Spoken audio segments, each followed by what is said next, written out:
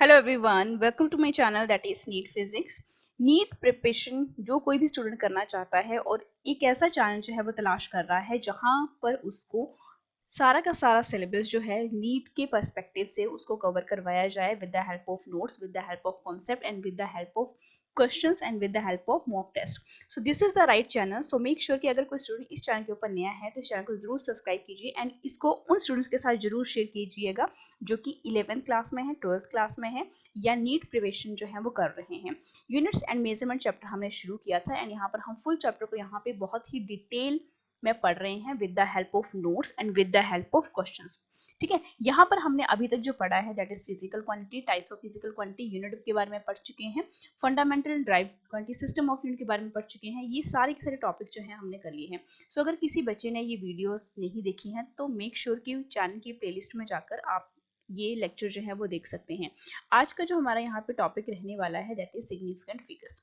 ठीक है, significant figures जो है सबसे पहले हम यहाँ पे बात करते हैं कि सिग्निफिकेंट फिगर्स जो हैं इनका मतलब क्या होता है। सपोज अगर मैं क्या लिखूं, कोई ना कोई यहाँ पे नंबर लिख दूं, 100 नंबर लिख दूं, तो मुझे तो ये पता है कि अगर आपको मैं ये बोलूं कि ये मैंने नंबर जो लिखा है ये क्या लिखा है, तो आप जरूर बोलोगे कि ये जो नंबर है वो 100 है। ठीक है, तो ये क्या है, एक तरीके का सर्टेन डिजिट को शो कर रहा है कि ये तो रहेंगे। अगर मैं यहाँ पे लिखूं 0.01, ठीक है, तो 0.01 जो है ये क्या है, आपके पास अनसर्टेन डिजिट है, अनसर्टेन डिजिट है। इट मींस यहाँ पर certain digits and uncertain digits जो हैं ये कंप्लीट क्या बनाते हैं, सिग्निफिकेंट फिगर्स बनाते हैं। ठीक है, ये मतलब होता है आपके सिग्निफिकेंट फिगर्स का। ठीक है, अब देखो यहाँ पे सिग्निफिकेंट फिगर्स को लिखने के कुछ रूल्स हैं और उन रूल्स के बारे में हम यहाँ पे पढ़ने वाले हैं। रूल्स को आपने याद नहीं करना है, सिर्फ और सिर्फ यहाँ पे जो मैंने लिखा है सिर्फ ऐसे ही नोट्स आपने प्रिपेयर करने हैं। ठीक है, क्योंकि जब ये नोट्स जो है आपका जब नीट का पूरा सिलेबस हो जाएगा तो जब आप क्विक रिवीजन नोट्स जो है चाहते हैं तो यही नोट्स आपके लिए वहां पे वरदान साबित होने वाले हैं। ठीक है, तो रूल नंबर फर्स्ट देखिए, यहाँ पर अगर कोई भी डिजिट को, ठीक है, कोई भी नंबर को इस तरीके से लिखा जाए कि उसमें कोई भी डिजिट जो है वो नॉन जीरो ही हो एंड यहाँ पे जीरो जो है कहीं पर भी शो ना हो, तो वो सारे के सारे जो डिजिट्स हैं वो किस में काउंट होते हैं, आपके सिग्निफिकेंट फिगर्स में काउंट होते हैं। जिस तरीके से यहाँ पे 1 2 3 4 5 कोई फर्क नहीं पड़ता है कि उस नंबर के साथ जो है वो डेसिमल लगा है या नहीं लगा है। ठीक है, अगर जीरोस नहीं है इट मींस वो सारे के सारे क्या है, आपके पास सिग्निफिकेंट फिगर्स हैं। तो यहाँ पे कितने हैं, 5 हैं, तो ऑब्वियसली बात है ये रूल नंबर फर्स्ट है। सेकेंड रूल क्या है कि अगर आपका जो नंबर है वो स्टार्ट किससे हो रहा हो, नॉन जीरो से, ठीक है, और एंड भी नॉन जीरो से हो रहा हो और बीच में चाहे डेसिमल लगा हो चाहे ना लगा हो। ठीक है, सुनते जाओ, चाहे डिजिट लगा हो चाहे ना लगा हो, लेकिन आपने देखना है स्टार्टिंग कहाँ से हुई है, नॉन जीरो से, और एंड भी नॉन जीरो। तो उसके बीच में अगर जीरो आ भी रही है तो वो सारी के सारी किस में काउंट होंगी, सिग्निफिकेंट फिगर्स में ही काउंट होगी। तो यहाँ पे देखो 1 2 3 4 5 6 7, तो यहाँ पे 7 सिग्निफिकेंट फिगर्स नजर आ गए। इसके बाद थर्ड रूल जो है वो ये कहता है, देखो नंबर जो है वो स्टार्ट हुआ जीरो से, ठीक है, जीरो से स्टार्ट हुआ एंड यहाँ पे जितने भी डिजिट लिखे गए हैं इसके लेफ्ट हैंड साइड पे क्या है, जीरोस हैं, तो वो जीरो जो है वो काउंट नहीं होती है। कब काउंट नहीं होती है, जब आपका नंबर ही किससे स्टार्ट हुआ, जीरो से। तो यहाँ पे देखो लेफ्ट हैंड साइड की जीरो जो है वो काउंट नहीं होंगी, तो 1 2 3, तो यहाँ पे कितने सिग्निफिकेंट फिगर बने, आपके 3। ठीक है, नेक्स्ट जो है फोर्थ जो इसका रूल है वो ये कहता है कि अगर आपका जो नंबर जो है जिसमें आपकी नॉन जीरो नंबर भी हैं एंड जीरोस भी यहाँ पे आपको देखने को मिल रही हैं, लेकिन अगर आपका नंबर जो है वो कहाँ से स्टार्ट हुआ हो, नॉन जीरो से, और एंड में जो ट्रेलिंग जीरोस जो हैं और इसके आगे आपको कोई भी नॉन जीरो नंबर देखने को ना मिले, तो इट मींस ये ट्रेलिंग जो जीरोस हैं ये भी सिग्निफिकेंट फिगर्स में काउंट नहीं होती हैं। तो यहाँ पर कितने सिग्निफिकेंट फिगर्स बने, 5 एंड 4 दैट इज 2। इसके बाद जो फिफ्थ रूल है वो ये कहता है कि ट्रेलिंग जीरो को हम तभी ऐड करेंगे जब किसी भी नंबर के साथ क्या लगा होना चाहिए, यूनिट लगा होना चाहिए। तो देखो यहाँ पे यूनिट लगा है मीटर, तो इट मींस यहाँ पे ट्रेलिंग जीरो जो है वो काउंट हुई है, तभी यहाँ पे मैंने क्या लिखा है कि यहाँ पे 5 सिग्निफिकेंट फिगर्स हैं।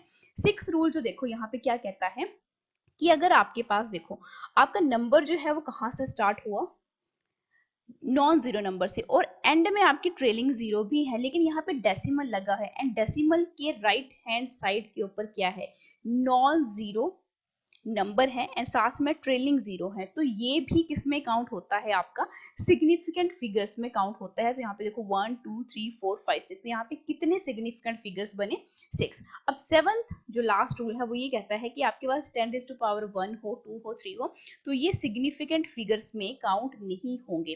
तो यहाँ पर देखो ये सारे के सारे नॉन जीरो नंबर है एंड डेसिमल लगा है, कोई फर्क नहीं पड़ता है डेसिमल लगा है नहीं लगा है, नॉन जीरो है, तो ये कहाँ काउंट होंगे आपके सिग्निफिकेंट फिगर्स में, जो कि कितने हैं आपके 4 सिग्निफिकेंट फिगर हैं। ठीक है, नेक्स्ट अब हम यहाँ पे बात कर लेते हैं इस क्वेश्चन की। बोला गया है number of significant figures in the numbers, ये आपको नंबर दिए गए हैं और एक नंबर ये दिया गया है। अब देखो ये रूल्स हमने अभी पढ़े तो इसको लिखने में कोई परेशानी नहीं होनी चाहिए। 4.8000 इंटू 10⁻4। अब देखो ये तो आपकी सिग्निफिकेंट फिगर्स में काउंट नहीं होगा according to the 7th rule, लेकिन यहाँ पे क्या है, आपका नंबर नॉन जीरो से स्टार्ट हुआ, डेसिमल के बाद भी आपका नॉन जीरो नंबर है एंड ट्रेलिंग जीरो है, तो ये क्या होंगे, ऑब्वियस सी बात है आपके सिग्निफिकेंट फिगर में काउंट होंगे। तो यहाँ पे कितनी सिग्निफिकेंट फिगर्स हैं, 5 सिग्निफिकेंट फिगर्स यहाँ पे देखने को मिले। नेक्स्ट नंबर देखो 48,000.50। अब यहाँ पे देखो ये क्या है आपके पास, ट्रेलिंग जीरो है, लेकिन ये काउंट होंगे क्यों, क्योंकि डेसिमल के बाद आपका एक नॉन जीरो है, इसके बाद क्या है एक जीरो और है, तो ये सारे के सारे नंबर जो हैं वो काउंट होंगे आपके सिग्निफिकेंट फिगर में। तो यहाँ पे कितने बने, ये 7 significant figure, 5 and 7 significant figures हमें देखने को मिल रहे हैं, जो कि बेटा कहाँ पे है, आपकी ऑप्शन नंबर बी में है। नेक्स्ट क्वेश्चन की तरफ बढ़ते हैं। नेक्स्ट क्वेश्चन आपको पूछा गया है, इफ 3.8 इंटू 10⁻6 को हमने ऐड किया 4.2 into 10⁻5 giving due regards to significant figures then result will be, it means हमें significant figures को ध्यान में रखते हुए इन दोनों को क्या करना है, ऐड करना है। तो ध्यान से देखना कि जितनी भी आप, सबसे पहले ये देखो कि पावर्स जो हैं वो क्या वो सेम है या नहीं है, अगर सेम नहीं है तो उनको सेम बनाओ। पहली वाली पावर कितनी है, दैट इज योर 3.8 इंटू 10⁻6 है, दूसरी कितनी है 4.2 इंटू 10⁻6 है। अगर मुझे इनको सेम बनाना है, सपोज मैंने बोला कि इसको मैंने किस में कन्वर्ट करना है 10⁻6 को, तो मैं क्या लिखूंगी यहाँ पे 42 इंटू 10⁻6 हो गया। मुझे क्या करना है, इनको ऐड करना है, सिंपल। तो ये कितना बना 10⁻6 ही रहा, और यहाँ पे देखो 42 जीरो बना, यहाँ पे कितना है 3.8, तो यहाँ पे 8, यहाँ पे 5, और ये कितना बना 48 सॉरी 45.8 इंटू 10⁻6, ये मेरे को यहाँ पे आंसर मिल गया। लेकिन ऑप्शन में देखो 45.8 तो कहीं पर भी नहीं, इट मीन्स यहाँ पे पार्ट्स किस में दी गई है -5, इट मीन्स मुझे फिर से इस पावर को क्या करना पड़ेगा, मुझे फिर से इसको सिंप्लीफाई करना पड़ेगा। तो एक पावर क्या करनी है, मुझे यहाँ पे बढ़ानी है, तो यहाँ पे क्या करूंगी मैं 4.58 इंटू 10⁻, क्या बन गया ये -5, जो कि कहाँ पर बन रहा है, ऑप्शन नंबर ए में बन रहा है। ठीक है, मैंने आपको यहाँ पे फॉर्मूला बता दिया जब ऐसे क्वेश्चन, क्योंकि सिंपल क्वेश्चन जो है आपसे पूछे जा चुके हैं। अब इस तरीके के अगर क्वेश्चंस अगर आपको देखने को मिलते हैं तो आपने क्या करना है, पहले पार्ट्स को क्या करो, सेम उसमें लेकर आओ। ठीक है, फिर आपके पास आंसर आ जाएगा। फिर देखो कि आपकी ऑप्शन आपके पास क्या है, ठीक है, उसके साथ मैच करवाओ। ठीक है, सिंप्लीफिकेशन आपने करते ही जाना है जब कभी भी आपको मैथमेटिक्स, अब आप जब कभी भी आपने मैथमेटिक्स अप्लाई करना है, सिंप्लीफाई करते जाओ हर एक टर्म को। यही एक मेथड है जो कि बहुत से स्टूडेंट जो है मिस्टेक करते हैं, क्योंकि बायो के स्टूडेंट्स हैं। ठीक है, मैथमेटिक्स अप्लाई करने का बेसिक जो फॉर्मूला है वो यही है कि आप हर एक टर्म को क्या करते चलो, सिंप्लीफाई कर सको। अगर देखो यहाँ पे अगर सिंप्लीफाई मुझे करना होता है, तो अगर मेरे पास कोई टर्म है 49.124 है और मेरे पास कोई एक और टर्म है 58.24 है, ठीक है, तो इसको हम जो है अगर किसी भी चीज के साथ हम इसको मल्टीप्लाई कर रहे हैं, सपोज 10⁻15 है और यहाँ पर 10⁻³ है, तो आपने इसको सिंप्लीफाई किस तरीके से करना है, मैंने अभी बोला सिंपल से सिंपल टर्म में लेकर आओ।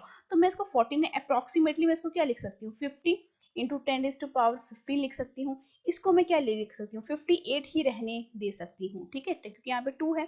ठीक है, तो 10⁻³ बना। इस तरीके से सिंप्लीफाई करते हैं हम जब हम कभी भी बेसिक मैथमेटिक्स अप्लाई करते हैं फिजिक्स के अंडर। ठीक है, उसके बाद हम यहाँ पे बात करते हैं राउंडिंग ऑफ। अब देखो राउंडिंग ऑफ जो है बहुत कंफ्यूजन वाला टॉपिक भी है। ठीक है, क्योंकि राउंडिंग ऑफ करना जो है वो हर स्टूडेंट के बस की बात नहीं है, अगर उनको ये 5 रूल्स नहीं पता है। अब यहाँ पे हम रूल नंबर फर्स्ट की बात करेंगे। रूल नंबर जो फर्स्ट कहता है, ध्यान से देखते चलना, रूल नंबर फर्स्ट क्या बोल रहा है आपको। मैं यहाँ पे आपको कोई भी डेफिनेशन नहीं बताऊंगी, सिर्फ और सिर्फ यहाँ पे हम एग्जाम्पल के थ्रू करते चलेंगे। तो मैं यहाँ पे 1 बाय 1 जो है पहले रूल्स को लिखती चलती हूँ। रूल नंबर 5 तक हम इसको लिखेंगे, rule number 2, rule number 3 and rule number 4 and last में that is your rule number 5। ठीक है, अब देखो यहाँ पे मैं इसको किस तरीके से यहाँ पे करूंगी। रूल नंबर 1 जो है, कोई डेफिनेशन नहीं, कोई कुछ नहीं, सिर्फ और सिर्फ नंबर्स के साथ लिख रहे हैं 7.82। ठीक है, तो इसकी राउंडिंग ऑफ अगर मुझे करनी है तो मैं क्या लिखूंगी, इसको 7.8। किस तरीके से, अगर देखो जिस डिजिट्स को हमने ड्रॉप करना है, छोड़ना है, अगर वो क्या है लेस देन 5 है तो पहले वाली टर्म लिखी जाती है। तो देखो 2 जो था वो क्या है 5 से क्या है कम है, इसलिए मैंने जो पहले वाला नंबर है उसको एज इट इज लिख दिया। अब देखो नेक्स्ट जो है, नेक्स्ट नंबर जो मैंने लिखा 6.87। ठीक है, तो अगर ये नंबर जो है ये 7, जिस डिजिट को हमने क्या करना है ड्रॉप करना है, अगर वो क्या है 5 से ज्यादा है तो इट मीन्स पहले वाली टर्म क्या हो जाएगी, उसमें हम 1 प्लस कर देंगे। तो इसकी जो राउंडिंग ऑफ थी वो कितनी आएगी मेरे पास, 6.8 में से 1 प्लस कर दो, दैट इज योर 9। ठीक है, थर्ड रूल जो है वो क्या कहता है कि अगर मेरे पास कोई भी नंबर है दैट इज 16.351, तो इसकी राउंडिंग ऑफ करनी है मुझे। ठीक है, तो मैं क्या करूंगी, अगर किसी भी डिजिट्स को हमने क्या करना हो ड्रॉप करना हो, ठीक है, अगर मैं इस वाले डिजिट को जो है ड्रॉप करें वो 5 है, ठीक है, और वो किसी और डिजिट से क्या हो रहा है फॉलो हो रहा है, तो यहाँ पे देखो किसके साथ फॉलो हो रहा है, ये आपका 1 के साथ फॉलो हो रहा है। ठीक है, तो आप क्या करते हो कि जो पहले वाली जो टर्म है, इससे पहले वाली जो प्रीसीडिंग टर्म है उसमें आप क्या कर देते हो 1 प्लस कर देते हो। ठीक है, तो यहाँ पे इस डिजिट को मैंने ड्रॉप करना था, लेकिन ये जो डिजिट था 5 ही हम देखते हैं, 5 यहाँ पे भी हम 5 को देखें, लेकिन 5 आगे जो है वो किसके साथ क्या हो रहा है, आगे फॉलो हो रहा है 1 के साथ, तो पिछली वाली टर्म में हम क्या कर देंगे +1 ऐड कर देंगे, तो कितना बनेगा ये 16.4। ठीक है, अब इसी तरीके का एक और जो रूल नंबर जो 4 है वो कहता क्या है कि अगर मेरे पास नंबर जो है 3.250 मैंने कोई नंबर देख लिया, अगर जिस डिजिट को हमने ड्रॉप करना है 5 को ड्रॉप करते हैं, अगर वो 5 है और 5 जो है वो फॉलोड किसको कर रहा है 0 को कर रहा है, तो पहले वाला जो है वो चेंज नहीं होगा। चेंज कब होगा, रूल नंबर 3 में, जब वो 0 से ज्यादा होगा। ठीक है, यहाँ 0 से क्या था ज्यादा था, तभी यहाँ पे हमने 1 को ऐड किया। अगर ये खुद ही 0 है तो पहले वाला टर्म में कुछ भी ऐड नहीं होगा, इसमें 0 ही ऐड होगा, तो ये कितना बन जाएगा 3.2। ठीक है, ये चेंज नहीं होता है। अब रूल नंबर 5 के ऊपर आ जाइए। रूल नंबर 5 जो है वो क्या कहता है कि 3.750 है। अब 5 को मैंने क्या करना है ड्रॉप करना है, और 0 के साथ ये क्या हो रहा है, क्या हो रहा है आपका फॉलो हो रहा है। तो आप रूल नंबर 4 के अकॉर्डिंग यहाँ पे ये नहीं करोगे कि यहाँ पे 2 है। अब ये देखिए कि ये 5, ये जो 2 था ये क्या था 5 से क्या था लेस देन ही तो था, लेकिन यहाँ पे 5 से पहले जो है वो क्या है आपका 7 है। अब 7 जो है वो क्या है आपका ग्रेटर देन किससे है, आपका 5 से ज्यादा है। इट मीन्स यहाँ पे हमें क्या करना पड़ेगा, इसमें हमें 1 ऐड करना पड़ता है, तो इसकी राउंडिंग ऑफ कितनी हो जाएगी 3.8 हो जाएगी। अब इन रूल्स को जो है बहुत ज़्यादा इंपॉर्टेंट है, ये बहुत ज़्यादा, तो इनको स्टार मार्क करके अपनी किसी भी नोटबुक में नोट कर लीजिएगा। ठीक है, बहुत इंपॉर्टेंट है। अब फॉर एग्जाम्पल मैं यहाँ पे बात करना चाहूँ, यहाँ पे हम कुछ एग्जाम्पल्स भी यहाँ पे देखते हैं। ठीक है, let me choose another pen. अब देखो मैं यहाँ पे करना चाहती हूँ, कुछ नंबर्स है मेरे पास दैट इज योर 18.35। ठीक है, हमेशा लिखा होता है कि आपने कितने डिजिट्स तक जो है वो राउंडिंग ऑफ करनी है। ठीक है, इसके बाद मेरे पास नंबर है 143.54। ठीक है, इसके बाद एक और मेरे पास नंबर है, अगर पावर्स की फॉर्म में है 31.325 इंटू 10⁻⁻5, एंड एक और मेरे पास नंबर है दैट इज 189.67। ठीक है, अब इनकी जो राउंडिंग ऑफ है वो किस तरीके से करेंगे, देखो 18.35 ये जो है इससे कम है, इट मीन्स अगर 3 डिजिट्स तक हमने क्या करना है इसकी राउंडिंग ऑफ करनी है, तो ये क्या बन जाएगा 18.4। ठीक है, अब इस वाले नंबर को देखो 5 है और इससे लेस देन है, तो ऑब्वियसली बात है 143 पॉइंट क्या है 4 आ जाएगा यहाँ पे। ठीक है, अब यहाँ पे इस वाले नंबर को देखिए, यहाँ पर मैं बोलूँ कि आपको कहाँ तक लेकर आना है, राउंडिंग ऑफ 4 डिजिट्स तक लेकर आना है। ठीक है, तो यहाँ पे 5 ही है। ठीक है, फॉलोड किसी भी नंबर से नहीं हो रहा है, तो आपके पास यही 4 डिजिट्स तक ही तो बोला मैंने 31.32 इंटू 10⁻⁻4। ठीक है, अब इस नंबर की जो आपके पास क्या है राउंडिंग ऑफ है, आप मुझे कमेंट सेक्शन में जरूर बताइएगा। ठीक है, ये आप लोगों के लिए होमवर्क है। नेक्स्ट अब हम यहाँ पे बढ़ते हैं, दैट इज कि हम क्या करें, अर्थमेटिक ऑपरेशंस करे with the significant figures and the rounding off. ठीक है, बहुत सिंपल सा है कि अगर मैं क्या करूं, मेरे पास कोई नंबर है, ठीक है, कोई नंबर है मेरे पास, मैंने मान लिया कोई x नंबर है दैट इज 12.487 मीटर, और एक और नंबर मेरे पास है y दैट इज 12.5 मीटर, और आपको मैं पूछूं यहाँ पे कि x माइनस वाई जो है वो क्या होने वाला है, तो ऑब्वियस सी बात है आप इनको क्या करोगे, सब्ट्रैक्ट करोगे, तो ऑब्वियस सी बात है क्या करो आप इन वैल्यूज को सब्ट्रैक्ट करो, 5.87 और यहाँ पे 12.500, तो ये वैल्यू जो है वो किसकी इक्वल आई, दैट इज 0.087 मीटर। ठीक है, तो ये कितनी वैल्यू आई मेरे पास, दैट इज 0.087 क्या मीटर। ठीक है, अब इसकी अगर मैं आपको ये बोलूं कि इसकी आपने क्या करनी है, राउंडिंग ऑफ करनी है। ठीक है, राउंडिंग ऑफ किस तरीके से करोगे कि मैं इसको 87 है ये, ठीक है, तो ये 8 है, तो अभी सी बात है 5 से ज्यादा है, तो पहले वाले में क्या हो जाएगा, 1 प्लस हो जाएगा, तो इसकी राउंडिंग ऑफ क्या बनेगी, दैट इज 0.1 मीटर। ठीक है, इस तरीके से हम क्या करते हैं, राउंडिंग ऑफ के जो डिजिट्स हैं या नंबर्स जो हैं उनको क्या करते हैं, ऐड भी कर सकते हैं और इनको सब्ट्रैक्ट भी हम कर सकते हैं। ठीक है, अब एक और क्वेश्चन हम यहाँ पे देखते हैं। ठीक है, इसी में से लेट मी इसको मैं रब कर देती हूँ। ठीक है, अब देखो एक और क्वेश्चन जो है वो मैं किस तरीके से यहाँ पे करना चाहती हूँ कि आपके पास क्या है, स्पीड ऑफ लाइट आपको बता दी। ठीक है, स्पीड ऑफ लाइट आपको बता दी है, that is your 3.00 into 10⁸ meter per second. ठीक है, आपको बोला था speed of light is 3.00 into 10⁸ meter per second and 1 year has, एक ईयर के पास जो है वो कितने सेकंड होते हैं, 1 ईयर के पास जो है कितने सेकंड होते हैं, 3.1557 इंटू 10⁻7 सेकंड, इतने सेकंड होते हैं। तो लाइट ईयर आप किस तरीके से दोगे, तो ऑब्वियस सी बात है कि आप इन दोनों टर्म्स को क्या कर दोगे, मल्टीप्लाई कर दोगे। ठीक है, क्योंकि आपको लाइट ईयर का तो पता ही है। ठीक है, तो जितनी लाइट कवर करता है आपका एक ईयर में इतने सेकंड होते हैं, ये टाइम है, और ये क्या है आपके पास, वेलोसिटी है। ठीक है, ये क्या है आपके पास, टाइम है, और ये किसको शो करता है, ये वेलोसिटी को शो करते हैं, क्योंकि हमें यूनिट से यहाँ पे इन क्वांटिटीज का पता लग रहा है। ठीक है, तो लाइट ईयर यहाँ पे क्या रहेगा, that is 3.00 into 10⁸8 into 3.1557 into 10⁻ क्या 7। अब देखो ये क्वांटिटीज आपस में क्या हो रही हैं, मल्टीप्लाई हो रही हैं, तो ये पावर्स क्या हो जाती हैं, ऐड हो जाती हैं, तो 10⁻15 आ गया, दोनों पावर्स जो है वो पॉजिटिव टर्म के साथ हैं। अब इस टर्म को इसके साथ क्या कर दो, आप मल्टीप्लाई कर दो, तो ये आएगी आपके पास, दैट इज 5864.9, ये आई। अब इसकी राउंडिंग ऑफ मैंने 2 डिजिट्स तक करनी है। ठीक है, अब देखो ये 2 डिजिट्स तक करनी है, तो मतलब मुझे यही 2 डिजिट्स चाहिए। यहाँ पे क्या 5 बन सकता है, ऑफ कोर्स, क्योंकि ये जो 6 नंबर है ये 5 से क्या है, ग्रेटर देन है। ठीक है, ये 6 नंबर है ज्यादा है, तो ये कितना बनेगा, 9.5 इंटू 10⁻15 मीटर।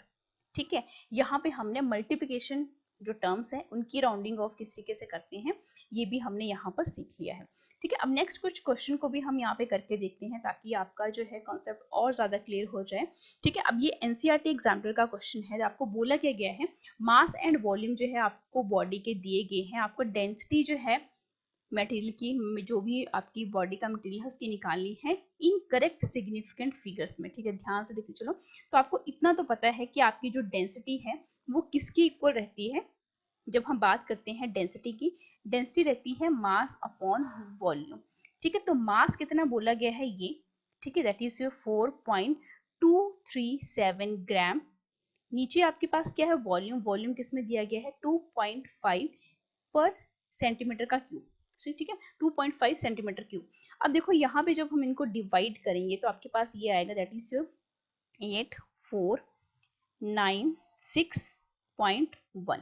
ठीक है, ये आई मेरे पास क्या, डेंसिटी। ठीक है, अब यहाँ पे बोला गया है इन करेक्ट सिग्निफिकेंट फिगर्स में आपको यहाँ पे बतानी है। जब करेक्ट सिग्निफिकेंट मींस आपको 2 डेसिमल प्लेसेस तक ही बतानी है, सॉरी 2 डिजिट्स तक ही यहाँ पे बतानी है, 2 सिग्निफिकेंट फिगर्स तक ही बतानी है। तो ऑब्वियस सी बात है, ये 5 है जो कि क्या है, सॉरी 6 है, और 6 की आगे जो है ये जो नंबर है ये क्या है आपके पास, 5 से क्या है, ज्यादा है, ठीक है। तो इट मीन्स यहाँ पे मुझे क्या करना पड़ेगा, एक ऐड करना पड़ेगा, तो कितना बनेगा ये 1.7, ठीक है। तो ये क्या आ गई मेरे पास, डेंसिटी आ गई, ठीक है। ये मेरे पास क्या आ गई, डेंसिटी आ गई इस तरीके से। तो इस तरीके से भी आप क्या कर सकते हो, इन क्वेश्चंस के बेसिस के ऊपर और क्वेश्चंस को यहाँ पे अटेम्प्ट कर सकते हो।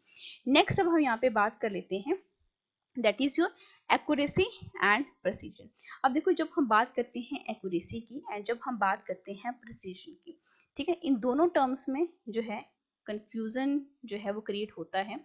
अब देखो, एक्यूरेसी का मतलब क्या है कि आप किसी, जो भी आपके पास ट्रू वैल्यू है, जो भी आपने मेजर की है, आप उस वैल्यू के कितना क्लोज हो, ठीक है। एंड प्रिसीजन का मतलब क्या होता है, इसका मतलब होता है रेजोल्यूशन और लिमिट।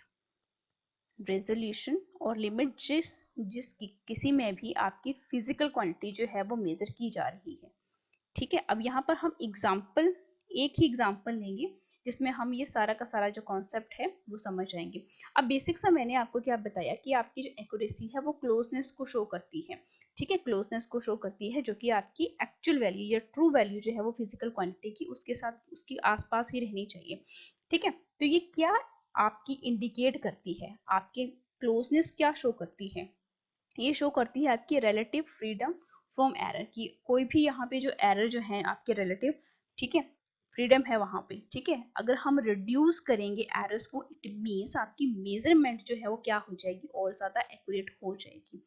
एक्यूरेसी का मतलब है क्लोजनेस, ठीक है। क्लोजनेस का मतलब यह है कि ये यहाँ पे किसको इंडिकेट कर रही है कि ये फ्री है किससे, एरर से। अगर हम एरर को ही वहां पे क्या कर दें, हम वहां पे रिड्यूस कर दें, तो आपकी मेजरमेंट जो है वो और ज्यादा एक्यूरेट हो जाएगी, ठीक है। और रिजोल्यूशन मैंने क्या बताया एंड लिमिट मैंने क्या बताया कि आपके पास ये रिजोल्यूशन और लिमिट को शो करता है, ठीक है, जिस क्वांटिटी को आप क्या कर रहे हो, मेजर कर रहे हो। बेसिकली क्या है कि आपके पास जितना भी प्रिसीजन है वो आपका डिटरमाइन किया जाता है लीस्ट काउंट, ठीक है, जो भी आपके मेजरिंग इंस्ट्रूमेंट है। तो जितना स्मॉल आपका लीस्ट काउंट निकलेगा उतना ज्यादा क्या रहेगा, प्रिसीजन रहेगा आपका, ठीक है। अब यहाँ पे मैं कोई एक यहाँ पे एग्जांपल लेके बताती हूँ, दैट इज आपके पास कोई स्टूडेंट है, ठीक है, एक स्टूडेंट है आपके पास राम, ठीक है, let me choose another pen. एक स्टूडेंट है आपके पास राम है, ठीक है, एक आपके पास क्या है, श्याम है, ठीक है, और एक आपकी फीमेल स्टूडेंट है, दैट इज परी, ठीक है। अब इन्होंने क्या करी, मेजरमेंट करी, ठीक है। तो यहाँ पे मेजरमेंट किस लिए गई, इन्होंने 4 वैल्यूज निकाली है, ठीक है। तो उन 4 वैल्यूज को मैं ए, बी, सी एंड यहाँ पे डी कुछ ऐसे लिखती चलती हूँ, ठीक है। अब यहाँ पर जो कमाल है वो आप देखते चलिए, यहाँ पे जो राम ने पहली जो मेजरमेंट करी दैट इज 0.52, ठीक है।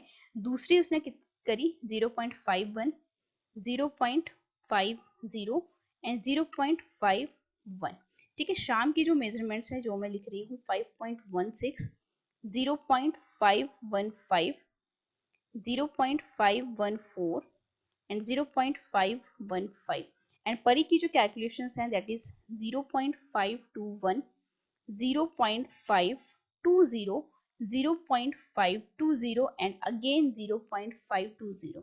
अब देखो, हमने क्या बताना है कि किसकी वैल्यूज एक्यूरेट हैं एंड किसकी वैल्यूज जो है वो ज्यादा प्रिसाइज्ड हैं, या किसकी वैल्यूज जो है बोथ एक्यूरेट भी हैं एंड प्रिसाइज्ड भी हैं। अगर आप देखो राम का डाटा, ये राम का डाटा है, ठीक है। अब यहाँ पर देखो ये वैल्यू डिफरेंट है, ये दो वैल्यूज जो है वो सेम है, इट मीन्स यहाँ पे 3 वैल्यूज ऐसी आ रही हैं, 4 में से जो 3 वैल्यूज जो है वो क्या है आपकी, डिफरेंट है।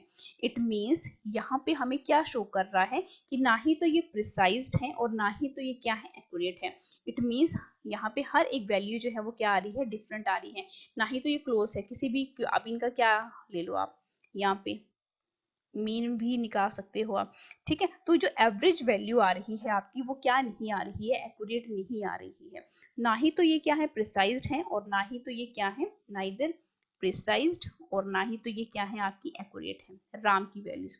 अब शाम के ऊपर आ जाओ, ठीक है। अब ये शाम के पास जो डाटा है देखो 1 2 3 4, यहाँ पर भी आपके पास जो 2 वैल्यूज हैं वो क्या है, आपकी 4 वैल्यूज हैं, ठीक है। अब यहाँ पर देखो आपके पास 4 वैल्यूज में से अगेन है यहाँ पे 6 है, ये 5 है, 4 है, लेकिन यहाँ पे जो डिफरेंस आ रहा है वो क्या है, काफी पास में है। यहाँ पे 16 है, 0.16 है, यहाँ पे 5.14 है, यहाँ पे 0.14 है, यहाँ पे 0.14 है। इट मीन्स यहाँ पे जो डिफरेंस है वो क्या है, काफी कम है। तो इट मीन्स मैं ये बोल सकती हूँ कि शाम का जो डाटा है, ठीक है, इट मीन्स ये मोर प्रिसाइज्ड है ये, लेकिन ये एक्यूरेट नहीं है, क्योंकि जब इनका आप एवरेज निकालोगे, ठीक है, तो ये क्या है, एक दूसरे से काफी ज्यादा क्या है, डिफरेंट है। ठीक है, तो इनका जो एवरेज मास, जो आपका जो एवरेज जो कोई कुछ भी निकलेगा, चाहे ये मास है चाहे ये लेंथ है, ठीक है, तो ये एक्यूरेट नहीं होगा। ठीक है, लेकिन ये प्रिसाइज्ड है। प्रिसाइज्ड होने का मतलब क्या है कि कितना ये रिजोल्यूशन का मतलब क्या है कि कितनी इनमें लिमिट है। ऑब्वियसली बात है कि यहाँ पे ये कितने वैल्यूज का जो डिफरेंस है ये क्या है, आपस में पास में है, तो ये क्या है, मोर प्रिसाइज है। अब आ जाते हैं परी की कैलकुलेशंस के ऊपर। अब परी की वैल्यूज को अगर देखोगे 5.21 और यहाँ पे भी डिफरेंस, और ये तीन वैल्यू जो है ये काफी ज्यादा क्या है, क्लोज भी है और प्रिसाइज्ड भी है। प्रिसाइज्ड होने का मतलब क्या है, रिपीट हुई है कितने, और रिपीट होने का मतलब ये नहीं है कि यहाँ पे भी तो रिपीट हुई थी राम की, इसमें भी 0.15 यहाँ पे भी था, लेकिन देखो यहाँ पर क्या था, आपका डिफरेंस बहुत ज्यादा था, और यहाँ पे डिफरेंस 3 डिजिट तक चला गया, यहाँ पे 2 डिजिट तक था और यहाँ पे 3 डिजिट तक चला गया। तो इट मीन्स ये क्या हो गया, आपके पास आपकी परी की जो वैल्यूज हैं वो क्या है, ज्यादा प्रिसाइज्ड है एंड ज्यादा क्या है, ये आपकी एक्यूरेट है। ठीक है, इस तरीके से हम किसी भी क्वांटिटी की जो आपकी एक्यूरेसी है वो बता सकते हैं, एंड ये भी बता सकते हैं कि ये प्रिसाइज जो है वो किस तरीके से है। ठीक है, नेक्स्ट अब हम यहाँ पे बात कर लेते हैं यहाँ पे कॉमन एरर्स की।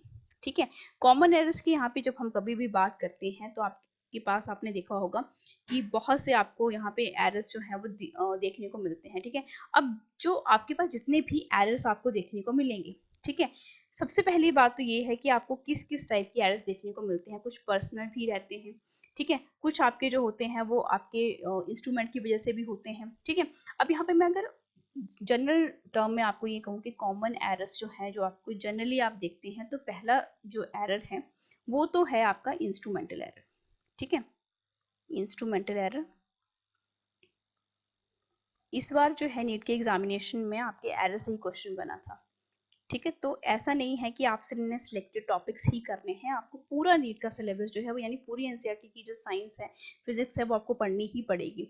इंस्ट्रूमेंटल एरर, अब देखो जिस तरीके से नेम से ही इंडिकेट हो रहा है कि जो आपको इम्परफेक्शंस दिखाई देती हैं, ठीक है, एरर्स आ रहे हैं, वो इंस्ट्रूमेंट की वजह से आ रहे हैं। अब इंस्ट्रूमेंट में जो उसका डिजाइन है वो सही नहीं हो सकता है, ठीक है, या उसका क्या नहीं होगा, डिजाइन सही नहीं होगा, अच्छे तरीके से क्या नहीं किया होगा, ठीक है, या जो है वहां पे जीरो एरर आपको देखने को मिलेगा।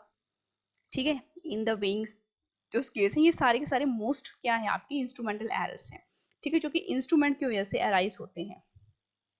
सेकेंड जो है आपका सेकेंड नंबर का जो कॉमन एरर है वो क्या है, आपका पर्सनल एरर। ठीक है, that is your personal error.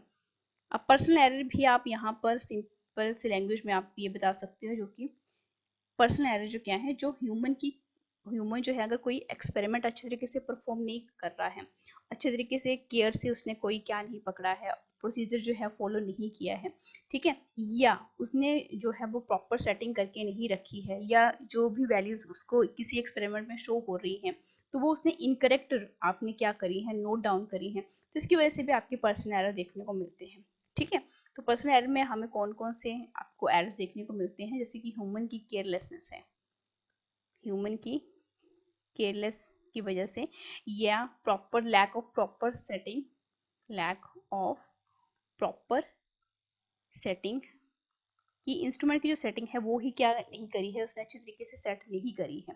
ठीक है, उसके बाद जो है कि उसने जो रीडिंग है वो क्या लिखी है, गलत लिखी है। ठीक है, रीडिंग जो है वो नोट क्या करी है, गलत करी है। ठीक है, राइट करी है। ठीक है, तो इस तरीके से आपकी जो है शॉर्ट नोट्स भी बनते जा रहे हैं। ठीक है, इसके बाद आते हैं आपके रैंडम एरर्स। अब ये जो क्वेश्चन था आपने इस बार की नीट एग्जामिनेशन में भी देखा होगा।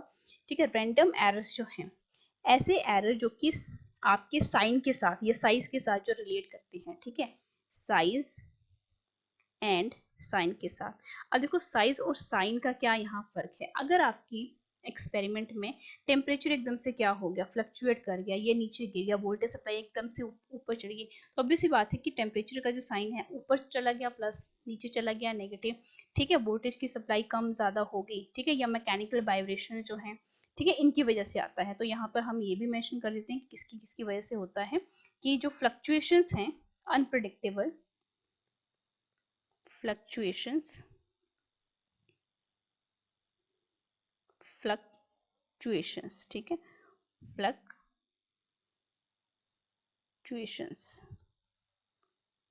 इन किस किस में, टेम्परेचर में आ सकती है, आपकी वोल्टेज सप्लाई में आ सकती है, वोल्टेज सप्लाई, या आपकी जो मैकेनिकल वाइब्रेशंस हैं, ठीक है, कोई किसी भी एक्सपेरिमेंट में वो क्या कर सकती हैं, जनरेट हो सकती हैं वाइब्रेशंस, ठीक है। ये तो हो गया आपके रैंडम एरर्स, ठीक है। इसके बाद आते हैं आपके least count error. Least count error जो है, जो कि आपके किसकी वजह से, जो सबसे स्मॉलेस्ट एरर्स होते हैं, ठीक है, जो कोई भी इंस्ट्रूमेंट में आपको देखने को मिलता है, उनको हम क्या बोल देते हैं, लीस्ट काउंट एरर बोल देते हैं, ठीक है, लीस्ट काउंट एरर्स, ठीक है। कहाँ पे देखने को मिलते हैं ये, आपके मेजरिंग इंस्ट्रूमेंट्स में,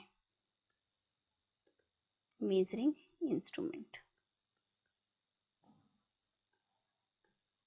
ठीक है। अब इस तरीके के जितने भी आपके इंस्ट्रूमेंट हैं, चाहे वो आपका क्या हो, वर्नियर कैलिपर हो, स्क्रू गोज हो, उसमें जो भी आपके आप मेजर करते टाइम जो भी आपको एरर देखने को मिलते हैं, स्मॉलेस्ट से स्मॉलेस्ट, ठीक है। एंड आपको ये भी है कि इनकी जो वैल्यू रहती है वो ज़्यादा नहीं रहती है, सबसे स्मॉल टाइप के एरर्स जो हैं वो यही रहते हैं, लीस्ट काउंट एरर। तो ये भी पूछा जाता है कि इन सभी में instrumental error out of which instrumental, personal, random और लीस्ट काउंट एरर में सबसे जो स्मॉलेस्ट टाइप के एरर जो होते हैं, जिनमें हमें स्मॉल वैल्यू देखने को मिलती है, वो किन में देखने को मिलती है, आपकी लीस्ट काउंट एरर में, ठीक है।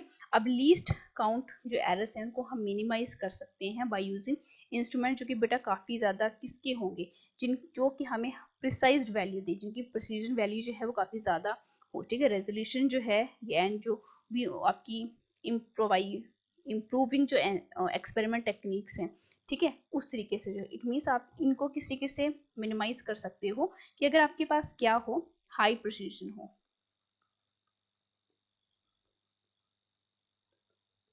हाइयर प्रिसीजन के आपके पास क्या होने चाहिए, इंस्ट्रूमेंट होने चाहिए। अब हम नेक्स्ट यहाँ पे सर्च करते हैं, that is methods of expressing error, कि आप एरर्स को जो है वो किस तरीके से क्या कर सकते हो, एक्सप्रेस कर सकते हो, ठीक है। अब एरर्स को एक्सप्रेस करने का तरीका जो है वो बहुत सिंपल है। सबसे पहला जो हमें एरर देखने को मिलता है वो क्या है आपके पास, that is your absolute error, absolute error.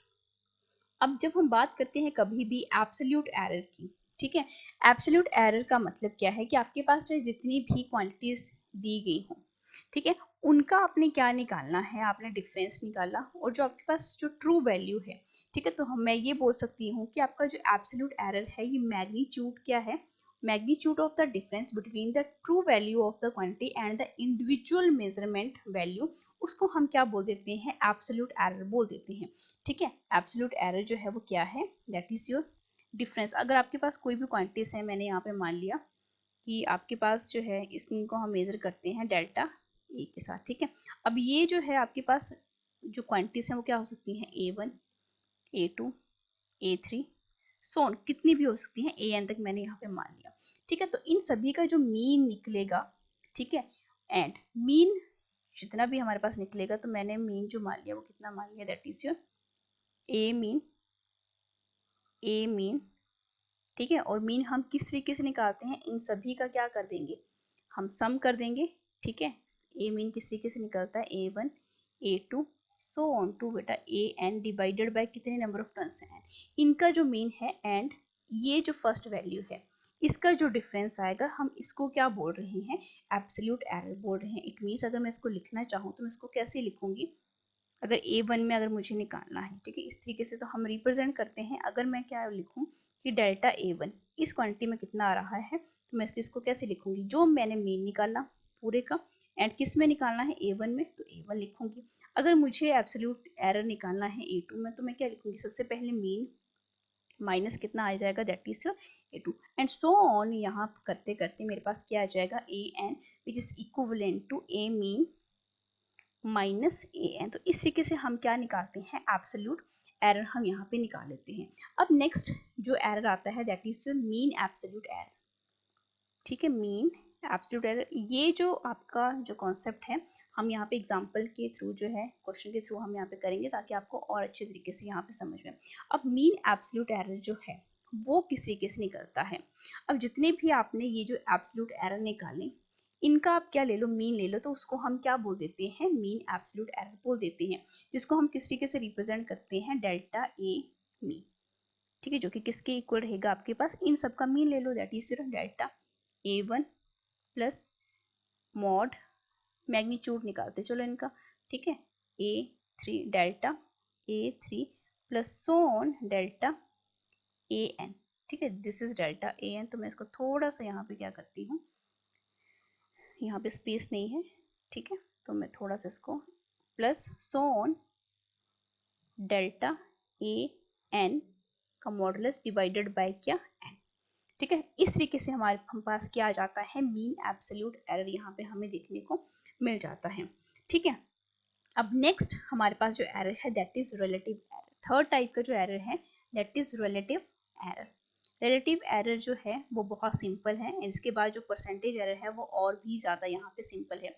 Relative error को निकालने का तरीका क्या है कि जितना भी आपने क्या निकाला है, आपके पास जितना भी आपने क्या निकाला भी पीछे, मीन एब्सोल्यूट एरर आपने निकाला, ठीक है, उसका एंड डिवाइडेड बाय जो कोई भी है आपके पास, आपने क्या निकाला, रिलेटिव एरर क्या है, मीन एब्सोल्यूट एरर। मैं इसको लिख ही देती हूँ, मीन एब्सोल्यूट जो भी आपने एरर निकाला, डिवाइड उसको किससे कर दो, अपनी मीन वैल्यू के साथ, मीन वैल्यू के साथ। तो ये क्या शो करता है आपको, रिलेटिव एरर शो करता है। इट मीन्स मैं यहाँ पे क्या लिख सकती हूँ, delta A mean divided by A mean. ठीक है, मीन एब्सोल्यूट जो एरर है उसको डिवाइड कर देंगे हम किससे, मीन वैल्यू के साथ। अब फोर्थ नंबर का जो एरर है that is called the percentage error. ठीक है, परसेंटेज एरर कुछ नहीं है, बस ये रिलेटिव एरर के साथ ही रिलेट करता है। और किस तरीके से रिलेट करता है कि जितना भी आपका रिलेटिव एरर आया है ये, ठीक है, जितना भी रिलेटिव एरर आपको यहाँ पे देखने को मिला, रिलेटिव एरर, उसको आप मल्टीप्लाई कर देते हो किसके साथ, 100% के साथ, क्योंकि यहाँ पे किस एरर की बात हुई है, परसेंटेज। तो रिलेटिव एरर बेटा कितना आया था यहाँ पे, that is delta A mean divided by क्या, ए मीन मल्टीप्लाई विद 100%। तो ये क्या है आपका परसेंटेज एरर का यहाँ पे क्या बन जाता है, फॉर्मूला बन जाता है। ठीक है, अब देखो यहाँ पर हम यहाँ पे क्या करते हैं कि आपके पास क्या है, अगर आपके पास कोई टर्म्स हैं, अगर पॉजिटिव हैं या नेगेटिव हैं, ठीक है, अगर दो टर्म्स हैं आपके पास, मतलब मेरा बोलने का मतलब क्या है कि आपके पास सम है, डिफरेंस है, प्रोडक्ट है, या आपके पास जो है पावर की फॉर्म में कोई भी आपको यहाँ पे एरर बताया गया है, तो मीन्स आप उसका आपका जो रिजल्टेंट वैल्यू है वो आपको किस तरीके से मिलेगी। तो मैं यहाँ पर बोलना चाहूंगी कि फर्स्ट जो रूल है, अगर मेरे पास कोई क्वांटिटी है z which is equivalent to a plus b, ठीक है, a प्लस बी है, तो इट मीन्स इसका जो प्रोडक्ट निकलेगा वो किस तरीके से निकलेगा, एरर किस तरीके से निकलेगा, that is z plus delta z which is equivalent to किसकी आएगा, that is a plus a में एरर, ठीक है, plus b plus minus b में एरर। ठीक है, एंड सिमिलर मैनर में आपका जो अगर क्या है, अगर कोई आपके पास टर्म है और वो कैसी फॉर्म में है, सब्ट्रैक्शन की फॉर्म में है, तो ऑब्वियस सी बात है यहाँ पर भी ये सेम ही फॉर्मूला अप्लाई होता है, चाहे आप क्या कर लो, a plus minus delta a, ठीक है, और यहाँ पर क्या हो जाएगा, that is your b plus minus delta b। ठीक है, तो इस तरीके से जो है हम क्या करते हैं, परसेंटेज आप सॉरी आपके पास जो एरर है उनको इस तरीके से भी क्या करते हैं, हम कंबाइन कर लेते हैं। ठीक है, तो बेसिक से हम यहाँ पे क्या कर रहे हैं, कंबाइन कर रहे हैं, तो इसको मैं बोल दूंगी that is combination of error, combination of errors, combinations of error. ठीक है, कॉम्बिनेशन या हम एरर्स को जो है वो किस तरीके से क्या करते हैं, कंबाइन करते हैं, चाहे वो क्या हो आपकी एडिशन करना हो, चाहे हमने एरर्स का, चाहे हमने क्या करना हो, उनको सब्ट्रैक्ट करना हो, तो हम इस तरीके से जो है वो क्या करते हैं, उनको यहाँ पर सब्ट्रैक्ट कर देते हैं। ठीक है, अब यहाँ पर बहुत बेसिक सी एक बात ये भी देखी जाती है कि थर्ड जो है, अगर आपके पास क्या है, z जो है वो कैसे है, प्रोडक्ट की फॉर्म में है। ठीक है, प्रोडक्ट की फॉर्म में है, तब हम किस तरीके से इसको क्या करेंगे, अप्लाई करेंगे। ठीक है, तो यहाँ पे क्या आना था, प्लस आना था। ठीक है, यहाँ पर देखो प्रोडक्ट की फॉर्म में हम इसको किस तरीके से लिखते हैं। जब हम बात करते हैं बेटा प्रोडक्ट की, ठीक है, तो इट मीन्स ये क्या हो जाता है, डिवाइड हो जाता है, that is delta Z divided by Z which is equivalent to change, जो कि आपको ए में देखने को मिलेगा, ये एरर जो है वो ए में देखने को मिलेगा, डिवाइडेड बाय आपके पास क्या ए, प्लस एरर किस में, बी में, डिवाइडेड बाय ओरिजिनल जो बी की वैल्यू रहेगी। साथ ही साथ अगर आपके पास क्या है, कोई टर्म जो है वो किस में है, आपका इस तरीके डिवाइड हो रहे हो, ठीक है, तब भी यही सेम फॉर्मूला बन जाता है आपका, दैट इज चेंज या एरर किस में, जेड में, डिवाइडेड बाय ओरिजिनल जो जेड की वैल्यू है, which is equivalent to change किस में, दैट इज योर ए में, divided by A and plus delta B divided by आपका बी। ठीक है, ये सेम फॉर्मूले जो है आपको यहाँ पे देखने को मिलते हैं।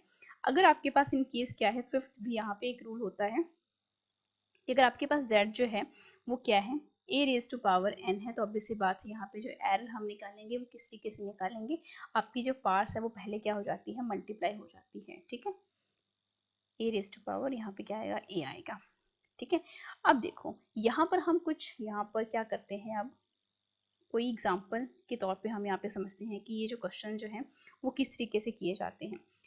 सपोज मेरे पास क्या है, हमने मान लिया कि हमारे पास क्या है, कोई भी मैंने वैल्यू मान ली कि मुझे क्वेश्चन को जो है वो सॉल्व करना है, और सॉल्व किस तरीके से करना है कि मेरे पास कोई वैल्यू है, मैंने मान लिया कि आपके पास पीरियड ऑफ ऑसिलेशन जो है, ठीक है, टाइम पीरियड ऑफ ऑसिलेशन जो है मेरे पास कितने बोले गए हैं, इस तरीके से बोला, पहला बोला गया है 2.63 सेकेंड, इसके बाद बोला गया है 2.56 second, 2.42 second, 2.71 second and 2.80 second. ठीक है, ये बोला गया है। तो आपने यहाँ पर आपको क्या क्या पूछा गया है कि आपने यहाँ पे मीन वैल्यू भी निकालनी है, एब्सोल्यूट एरर भी निकालना है, मीन एब्सोल्यूट एरर भी निकालना है, रिलेटिव एरर भी निकालना है, परसेंटेज एरर भी निकालना है, और आपने इस रिजल्ट को एक अच्छे रिजल्ट में एक प्रॉपर फॉर्म में आपने इसको लिखना है। तो पहला तो देखो यहाँ पर मैं आपको क्या बोलूँगी, सबसे पहले हम क्या निकालते हैं, मीन निकालते हैं। तो मीन किसी किसी निकालते हैं, सारी वैल्यूज को क्या कर दो, ऐड कर दो,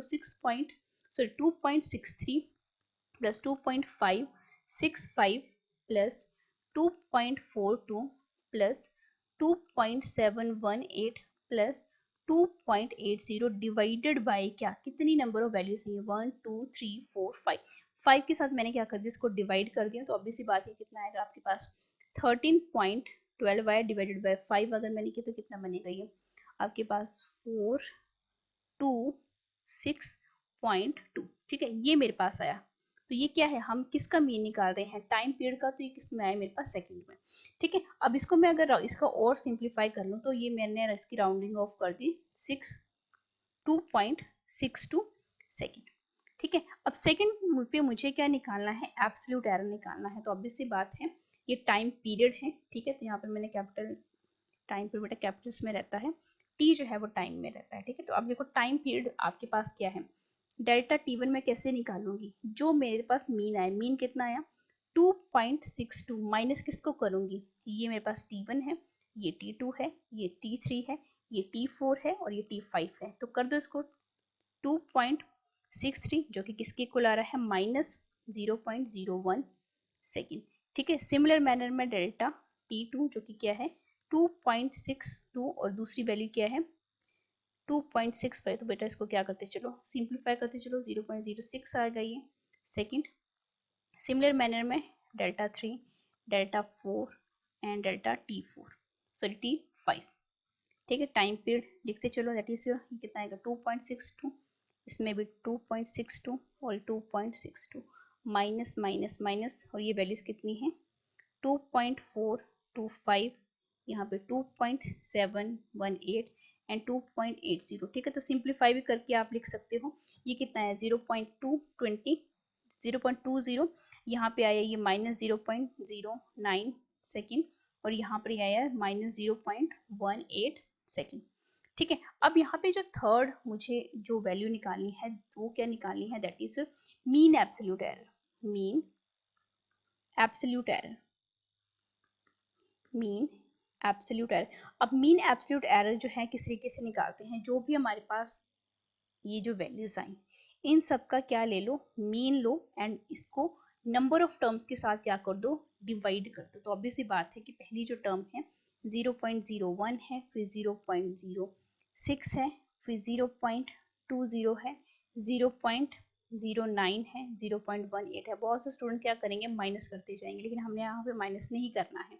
ठीक है, क्योंकि यहाँ पे हम क्या करते हैं, इन सब का मॉड लेते हैं। ठीक है, तो ये सारी वैल्यूज क्या है, मॉड है। तो ये नेगेटिव में जब जाती हैं तो मॉडलेस में क्या बन जाती है, ये पॉजिटिव बन जाती है, डिवाइडेड बाय 5। तो यहाँ पे मुझे क्या मिलेगा, दैट इज 0.54 डिवाइडेड बाय 5। तो मेरे पास आया 0.108 सेकेंड, जो अप्रोक्सीमेटली मैंने लिख दिया आपके कितने सेकंड के बराबर, ये 8 है, 5 से ग्रेटर देन है, तो मैंने लिखा 0.11 सेकेंड। ये मेरे पास आ गया आपके पास मीन एब्सोल्यूट एरर। अब फोर्थ जो है मेरे पास क्या रहता है, दैट इज रिलेटिव एरर। ठीक है, रिलेटिव एरर, रिलेटिव एरर। अब रिलेटिव एरर क्या होता है, जितना भी आपने क्या निकाला है, मीन एब्सोल्यूट एरर निकाला है, कितना निकाला है, 0.11 डिवाइडेड बाय जो मीन आपकी वैल्यू थी, मीन वैल्यू बेटा कहाँ पे हमने निकाली थी, ये वाली मीन वैल्यू 2.62। ठीक है, तो इसको 2.62 के साथ मैं डिवाइड कर दूंगी, जो कि बेटा किसके इक्वल आएगा, 0.04198, जो कि किसके इक्वल रहता है अप्रोक्सीमेटली। अब देखो ये 1 है, 5 से लेस देन है, तो ऑब्वियस सी बात है मैं क्या करूंगी, इसको ड्रॉप नहीं करूंगी, तो ये 4 ही रहेगा, 0.04। अब बात करते हैं यहाँ पे परसेंटेज एरर की। परसेंटेज एरर, परसेंटेज एरर क्या होता है कि आपका जितना भी रिलेटिव एरर निकला उसको आप क्या कर दो, 100% के साथ क्या कर दो, मल्टीप्लाई कर दो। तो 100% के साथ जब मैंने इसको क्या किया, मल्टीप्लाई किया, ये कितना बना 100, तो यहाँ पे कितना था 100, तो ऑब्वियस सी बात है ये कितना है आपके पास 4%। ठीक है, अब ये मैंने क्या करना था, मैंने बोला कि जितना भी आप एरर निकालो उसको क्या करो, एक अच्छे तरीके से मुझे यहाँ पे लिख के दो। ठीक है, अब देखो यहाँ पे एब्सोल्यूट एरर जो है वो हमें क्या कैसे देखने को मिला, टाइम पीरियड में। ठीक है, जो आपका एब्सोल्यूट एरर था in terms of absolute error, तो मेरे पास कितनी वैल्यू आई थी, मीन वैल्यू 2.62। ठीक है, उसमें मैंने एरर कितना निकाला, mean absolute error, absolute error. ठीक है, मीन जो कि कितना निकला, एंड इसका जो एब्सोल्यूट एरर जो है वो कितना निकाला मैंने, दैट इज प्लस माइनस 0.11, और ये क्या बना मेरे पास सेकेंड। ठीक है, ये है। अगर परसेंटेज की फॉर्म में लिखना हो तो सेम यही वाली वैल्यू 6.25 प्लस परसेंटेज कितनी आई यहाँ पे, +4 प्लस माइनस 4%, और यहाँ पे क्या आ गया, दैट इज योर सेकेंड। ठीक है, इसी के क्वेश्चन जो है वो हम क्या करते हैं, डील करते हैं। अब देखो ये नेक्स्ट क्वेश्चन है, यहाँ पे बोला गया है अ बॉडी ट्रैवल कर रही है, ये ओरिजिनल है, ये एरर है, ये ओरिजिनल है, ये एरर है। आपको निकालना क्या है, calculate its velocity with error limits and percentage error in velocity. तो बहुत सिंपल सी बात है कि ये क्या है आपके पास s है, और ये क्या है बेटा यहाँ पे टाइम है। आपको पता है वेलोसिटी क्या रहती है, s/t रहती है, जो कि क्या है 13.8 है। ठीक है, ये बेटा s है, और ये क्या है यहाँ पे डेल्टा s है, यहाँ पे t है, और ये क्या है आपके पास डेल्टा t है। तो आप पहले ये निकाल लो, दैट इज कितना है, टाइम कितना है 4। ठीक है, 4 जब मैंने निकाला तो कितना आया, ये 3.54 मीटर पर सेकेंड। तो इसको अप्रॉक्सीमेट मैं क्या लिख सकती हूँ 3.5, क्योंकि मैथमेटिक्स में हम क्या करते हैं, सिंप्लीफिकेशन करते रहते हैं। 2 डिजिट्स के साथ आपको क्या करना पड़ना था, और ज़्यादा कैलकुलेशन करनी पड़नी थी, तो हम सिंपल टर्म्स यहाँ पे लेके चल रहे हैं। ठीक है, अब देखो अब क्या निकालना है, हमने एरर निकालना है। तो ऑब्वियस सी बात है एरर किस में निकलेगा, वेलोसिटी में निकलेगा।